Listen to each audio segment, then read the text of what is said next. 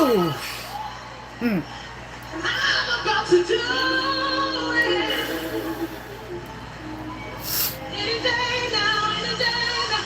Oh, any day now, any day now.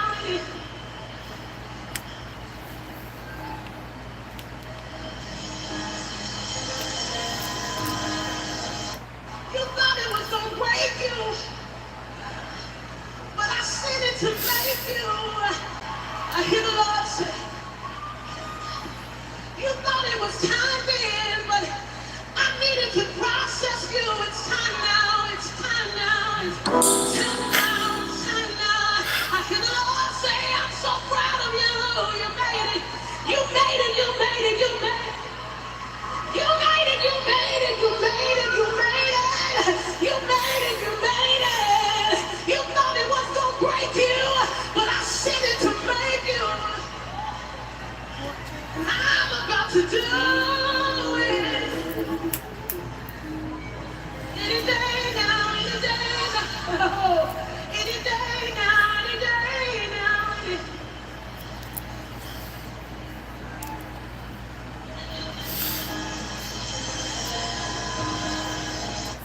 You thought it was gonna break you, but I sent it to make. Whew. All right. I need tissue. Is that what you asked me for? Oh, no. I'm okay. Thank you. Okay. All right. Here we are. Oh.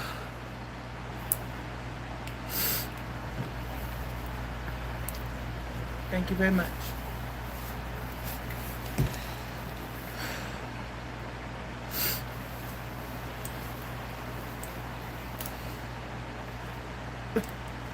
All right.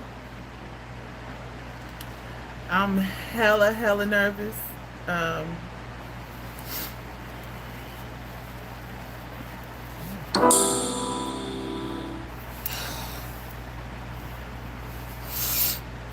I don't gotta talk, the Lord defends me. Watch the more fall. no, lady. Goodness, child. Okay, so the whole purpose for this channel, to begin with, is to talk about me. I feel like I have a story. I feel like a lot of people can relate to me. Um, all I want to do is be positive. Why do y'all keep coming in here? Okay, put it. Oh, 1 second. Come here.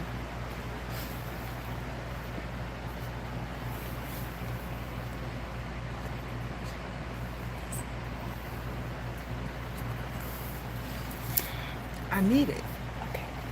Okay. Do it real fast. Take it. No, take it with you. They excited too. I want to be positive.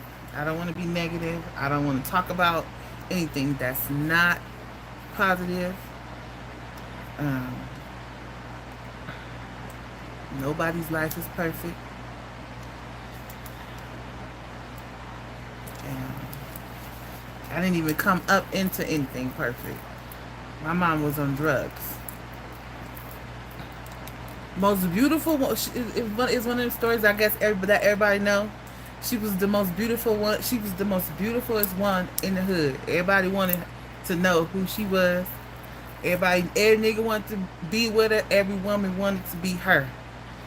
And she got caught up. She met my father. And my father was handsome and cavalier. And yeah, she started doing things for drugs and for him that, are questionable. And I'm not sure how long they were together before they had me. But by the time they got to me, they were both strung out. He was selling it and doing it. She was doing it.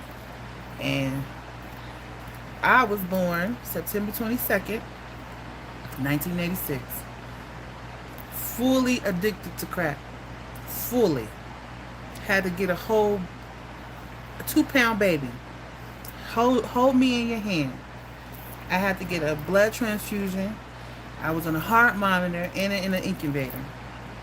And the story is, my grandmother said that I was gonna die.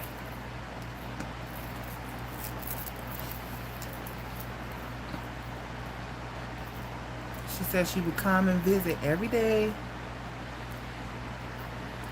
And I was just so little, with a head full of hair, couldn't hold weight, couldn't hold food. I was going through withdrawals. I was premature. It was a lot. And she said one day she came and the nurses were telling her that I didn't cry all day. And my heartbeat was really, really faint. She said she went in and she picked me up and she rubbed me with 2 fingers. She said I just started crying, crying, crying. Crying, crying, crying. And here I am. Here we are. And that lady raised me. Yeah. She did that.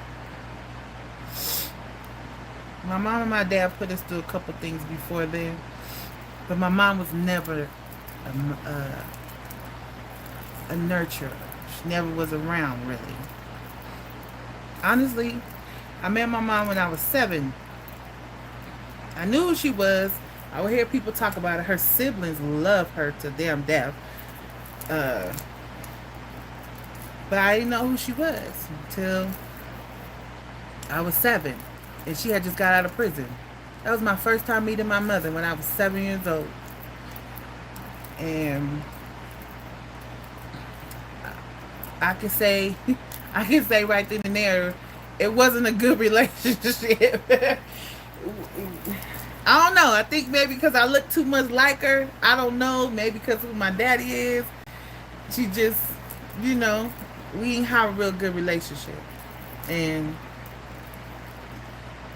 I mean, I guess I loved her.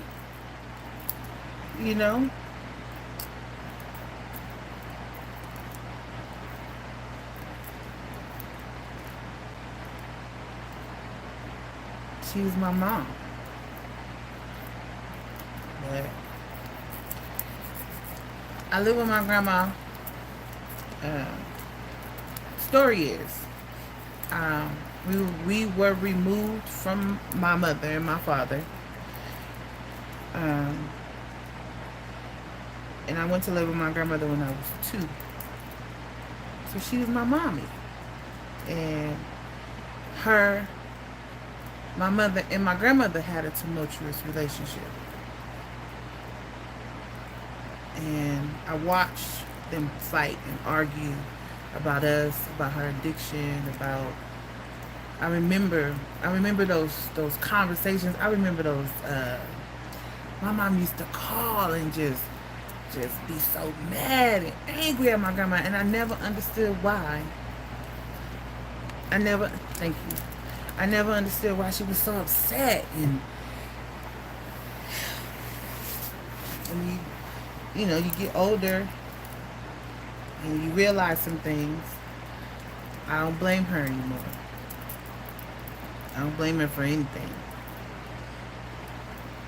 So back to my grandmother. I live with her, and I think we had a pretty dope ass childhood till I was about 12, but we'll get to that. That's another story. We were the family that, in the 90s, that's where the money was. It was where it was. What we was doing. We was the kids who had everything. We was going to Chuck E. Cheese. We was going to the beach. My uncles had motorcycles. We had big ass parties. I'm from Southern California, so we my auntie did hair. It was always people in the house. We was always having our hair done. We was cute. We every Barbie doll, every Christmas looked crazy, like the store. Like childhood was good. I was raised by a bunch of, drug dealers and but hey, that's what it was. We had fun. We had fun and things. Our childhood was good. It was good until I turned about 12, 13. Um, Still living with my grandmother. She was sick for a long time. She was young and sick too. My grandma lived a short, rough life. Like, she should not have had all those medical issues at 50. I believe she was 52. She should not have had all those issues, but she did. And like water around her heart, high blood pressure. She was young and she lived her damn life. You couldn't tell her nothing. Cussed like a sailor. But she loved people though. She loved people. She loved kids. You come, you hungry, she gonna feed you. You need a bath. She used to keep a box in her closet with Dove soap and toothbrushes. And I'm still that way. She had a bar. You come, you want to drink, you want to spend the night. We had the plastic on the white couch that you couldn't sit on. That was for company. We had that. She wasn't a very good cook, but she'll cook you something to eat. She was loved, yo, but she just was good. But everybody loved that about her. Auntie Eula, Grandma Eula, she was dope. She got sick, and one day I go to school, I come home, our whole house is empty. So I sit on the living room floor, and one of my aunties come in, because my grandma and my auntie never lived too far from each other. So I guess they had did whatever they was doing, and then somebody was coming around the corner, and we to see if we had came home yet. And I came home first, and I was sitting there, and then they're like, "You moving? You going to live with your mother?" Who doing that? Who, mama? Me? Yeah. Going to live with your mom. I don't think I was 12 yet. I was about to be 12. So my mom lived down the street. They had already took all of our stuff there. So I feel like that was my first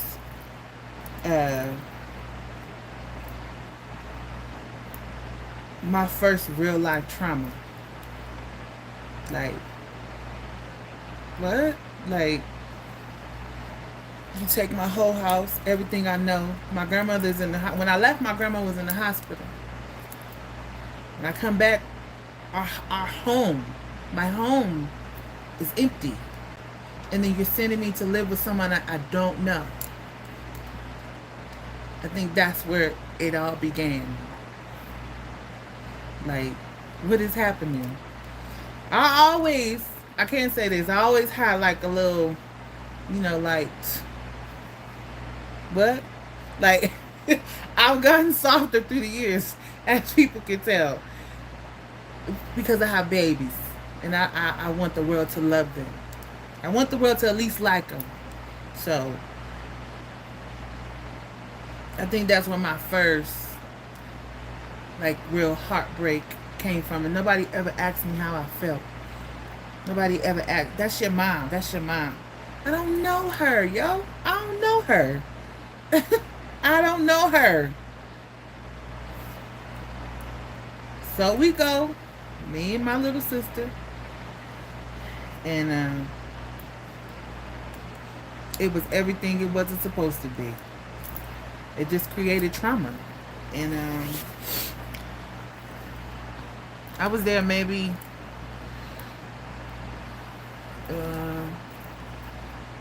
maybe 2 months. So I come in the house. I used to ride my bike to school. Come in the house and she sits me down and she says, "I gotta tell you something." So I'm like, "Okay." I'm thinking I'm thinking I did something. And she's like, "No, you didn't do nothing." She sat me down and she told me that she had HIV and that she was sick.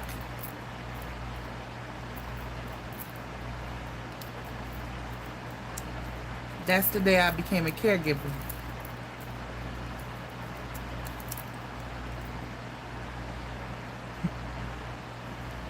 I still do that work to this day.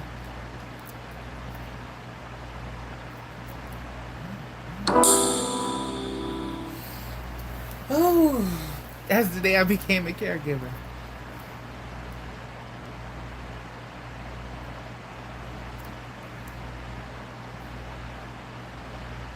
I can't even say I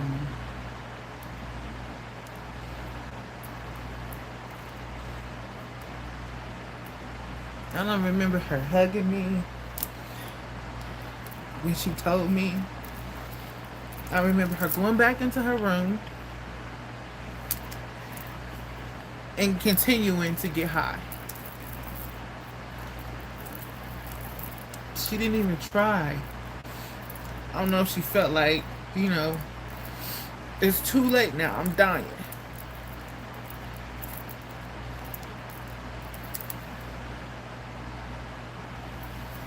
God, I'm unpacking stuff.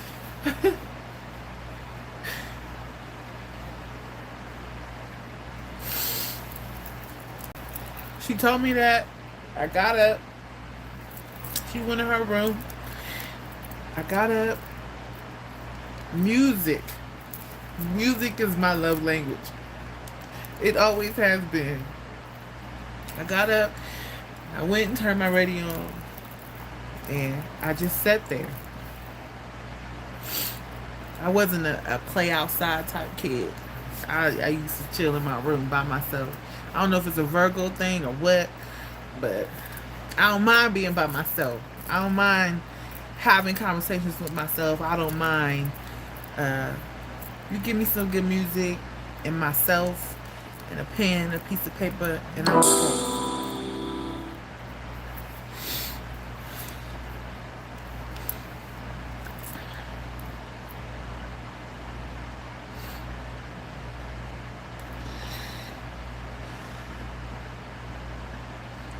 I'm pausing because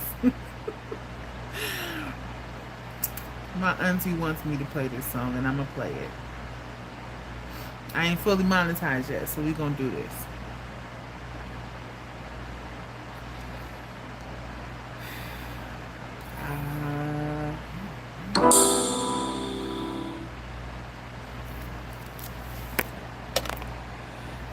Mm,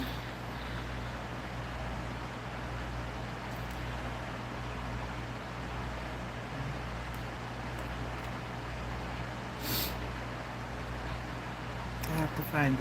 So, I sit in my room and I just listen to my music, and I don't think I gave it any more thought. Um,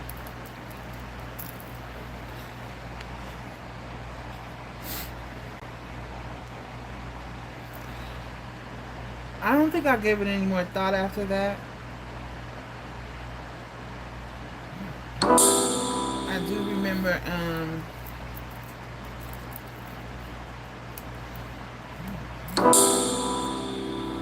I had a bike. I went to ride my bike, and then I came back in the house.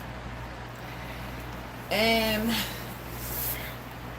I remember just always smelling like a stale smell. It just that whole environment just was like, I hate it here. I hate it here. We didn't really have interaction with each other. But when she was sick, I remember it was times where, I don't know, maybe she overindulged, and she would, I guess she was trying to make it to the bathroom, and not to be vulgar, just being real. This really happened to me. Uh, she just went, yeah. And my little old self trying to clean it up, trying to help her. My little sister looking at me like, I'm trying to, I'm making sure she take a bath and we eat and comb her hair. You know, I was living with my grandmother. I went from being one of the best dressed kids, hair combed, to um, to being a dirty kid at school because my mom did not wash my clothes. I stunk, and and when we got to my mom's, we started to grow out of stuff. She wasn't gonna buy anything, so I mean, she didn't buy anything from what we had, was what my grandma sent. So, and yeah, I was a caregiver at a young age of somebody who I didn't even think loved me. And I really think that's where everything really started. Like, my attitude just got worse. And I just want to fight. I'm either fighting, crying, or anybody who knew me back then would tell you what my favorite thing was. I don't care. I don't care. I don't care. I cared. But at that time, I don't care. I don't care. And that's how I protected myself for a long time. I don't care. I don't care. I don't care. I don't care. And I will fight you. I didn't care who you was. I didn't care who, when, what, why. They even gave me a nickname, Lady KO. I will fight you real fast.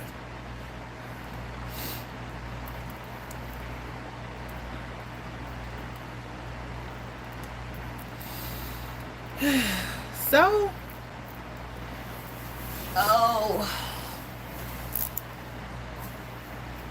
so my mom had a boyfriend. She got a boyfriend. Boyfriend got high too.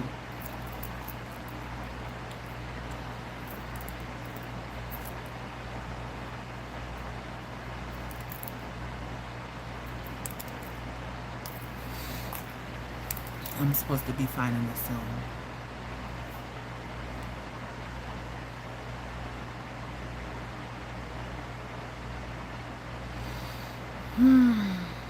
Um,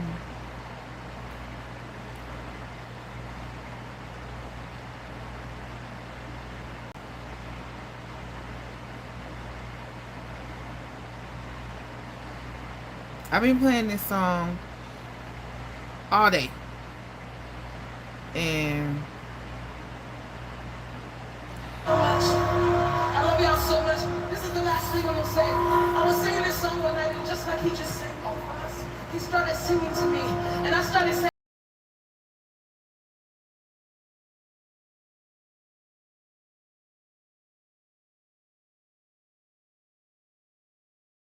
a religious person, and I don't knock nobody's thing. Whatever makes you a beautiful person in the world, do it. As long as you ain't out here hurting people, especially intentionally, do it.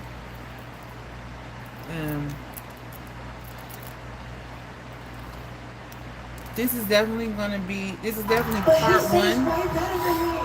You could play this and I talk at the same time. Because I'm cutting. I gotta cut this to 30 minutes. I can't do longer than that. Y'all gotta bear with me. But I'm gonna schedule another live and we're gonna do another one. To my mom. She got a boyfriend, and then she neglected us even more. No hair comb. I was combing my own hair. Still not washing our clothes. And I'm not saying these things to bash her. Let me say that. I want to give you an understanding of where I come from. I had a foundation. I lost the foundation, and the negative kind of took over. The darkness consumed what my grandma did instill. When my mom, what was next with my mother consumed. I didn't know any of this at that time, but I know now. I can articulate myself now to tell you how it made me feel or what I remember. Um, and I know there's people out there who can relate to that. So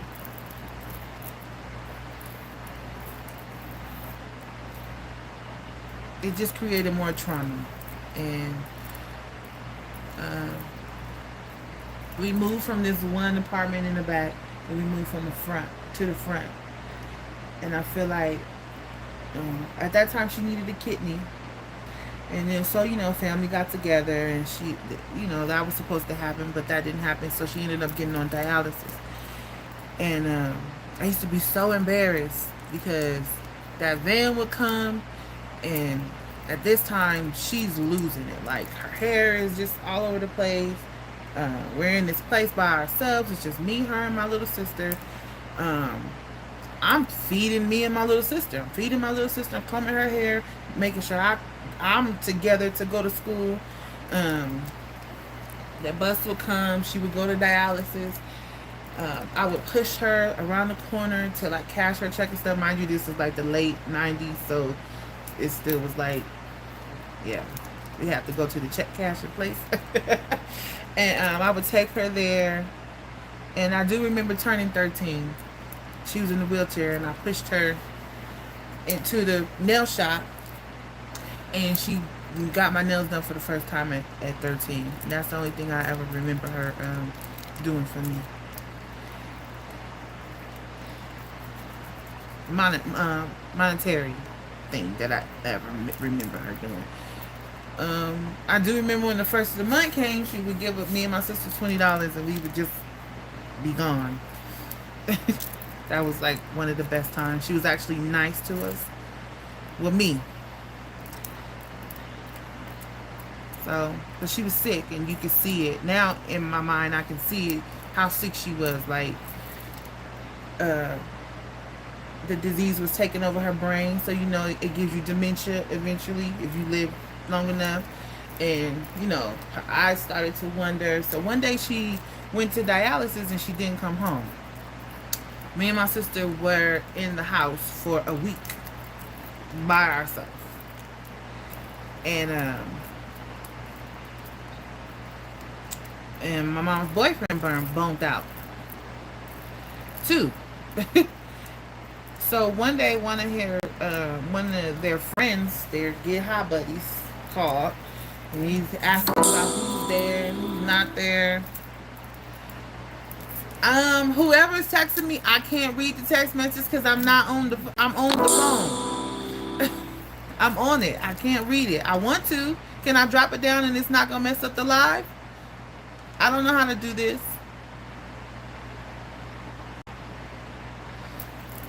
Yes, no, maybe. You can tell me and then I'll drop it down. Okay. Somebody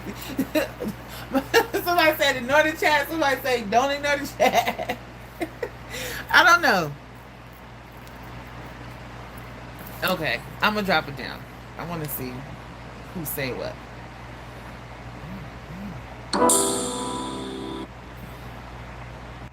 I'm back. I'm sorry. All right. So